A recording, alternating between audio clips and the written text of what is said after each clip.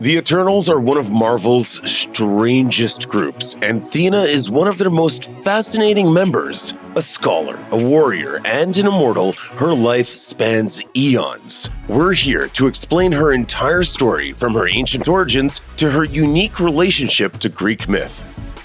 The Eternals are an immortal race of super beings created through experiments on early humans. Those experiments were conducted by a group of ultra-powerful pseudo-deities known as the Celestials, some of the first creatures to ever exist in the Marvel Universe. The universe itself, called the First Firmament, created a group of servants. This group soon split into two: the Aspirants and the Celestials. The Aspirants were loyal servants who wished for nothing more than to serve. The Celestials deviated from the First Firmament's plan, wanting to create lives of their own. This led to a civil war between the inhabitants of the cosmos. In the end, the Celestials triumphed. The First Firmament and its aspirants beat a hasty retreat into other fragmented universes, leaving the Celestials to tinker with the Marvel Universe as they pleased. The Celestials landed on Earth eons ago and set to experimenting upon early humanity. What resulted were two offshoot groups: the uniformly beautiful and enormously powerful Eternals and the dramatically mutated Deviants. The Deviants' resentment of humanity led to an adversarial relationship with Earth's inhabitants, while their mutation allowed them to build an advanced civilization in record time. In short order, the Deviants built a vast and cruel empire. At the same time, the Eternals voted to remove themselves from humanity, building isolated cities away from the rest of the world. We were instructed not to interfere in any human conflicts unless Deviants are involved. Both of these outcomes displeased the Celestials, who flooded the Earth upon their return.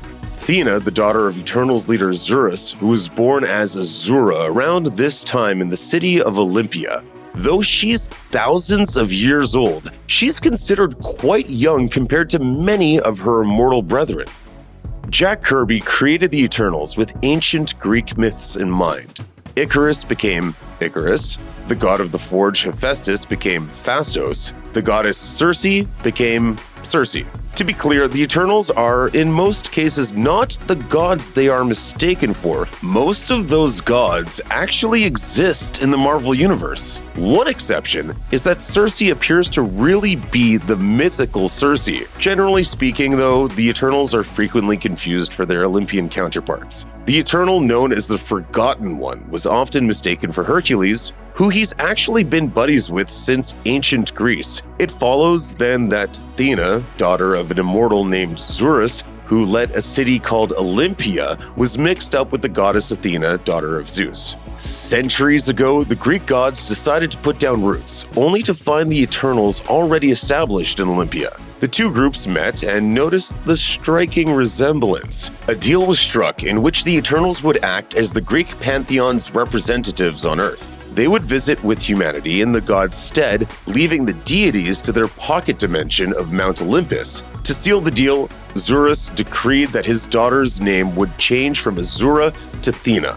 She came to be worshipped as Athena, goddess of wisdom, war, and handicraft. She even inspired the construction of the city of Athens. The name stuck with her, and she's continued to use it. Thena might not be as much of a dyed-in-the-wool pacifist as Phastos, but she does view the fighting between the Eternals and the Deviants to be essentially pointless. That viewpoint only grew stronger when she met and fell for a deviant named Crow. Crow and Thena met in ancient Babylon, where Crow had an opportunity to slay Thena. He refused. Love grew between the two, but Crow and Thena knew to keep their relationship secret. Their partnership is known to few, even as it carried on for thousands of years. They eventually had children together after reigniting their relationship during the Vietnam War. Using her eternal powers, Thena implanted the resulting twin children in a human woman to continue to keep their relationship secret. They were born as Deborah and Donald Ritter, seemingly ordinary humans. As eternal deviant hybrids, they were anything but. Having to keep up appearances of fighting an eternal war while secretly being in love with your supposed enemy takes its toll. At times, Crow's actions brought Thena and Crow into direct conflict. Crow attacked New York City, leading bands of deviants through the city streets. Zurus knew that he would have to fight the deviants yet again and sent his daughter to help put down the deviant uprising.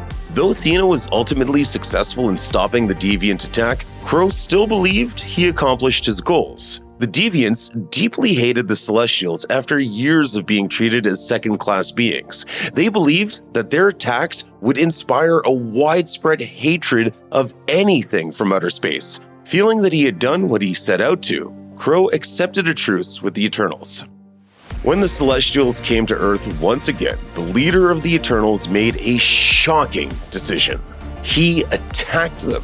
Zurus believed the Celestials would destroy all of humanity if they found Earth lacking. All of the world's semi-immortal beings, including the Asgardians, worked to turn back the Celestials for their own reasons. When the Eternals formed the Unimind, a merging of their consciousness with Zurus at the center, it left the leader particularly vulnerable. When the Celestials struck the Unimind with a powerful bolt of energy, Zurus was killed. Thena assumed command as Prime Eternal, until she was forced to abdicate. Icarus, one of the most hot-headed Eternals, never accepted Thena as the Prime Eternal, and he carried quite a bit of sway in Olympia. He repeatedly challenged Thena for her throne, and though Icarus was unsuccessful, Thena struggled mightily with the responsibility suddenly thrust upon her. She struggled with the idea that the same fate that met her father might await her and suffered beneath the weight of being without her father for the first time. It also didn't help that Crow had placed a device on her that very subtly manipulated her decision-making to favor the deviants. Thena was dedicated to keeping her people safe, but her love for Crow, the influence of his device, and her general anxiety came to a disastrous head when she attacked Icarus to save Crow from certain death. Icarus took the opening, defeated Thena, and took over as Prime Eternal. Thena was one of the many Eternals who had their memory wiped when the Eternal sprite manipulated reality. Totally ignorant of her past and powers, Thena lived life as a human researcher working for Stark Enterprises. She was knocked out of her mortal reverie by Icarus, who had broken Sprite's spell and needed the help of the remaining Eternals to stop another celestial plot. While living as a human named Icarus, Icarus had been captured and vaporized by deviants. When his body reformed in the Eternals' abandoned city of Olympia, he realizes that all of the Eternals were suffering a similar case of memory loss. We need to find the others. Thena and Icarus traveled around the world to find their former companions, all living as everyday humans, and eventually stopped the emergence of a sleeping celestial living underneath Los Angeles. After their victory, Thena decided to live alongside the human son she'd had in the interim, over the objections of her fellow Eternals. After millennia of life, Thena died alongside all the other Eternals in a 2018 Avengers story.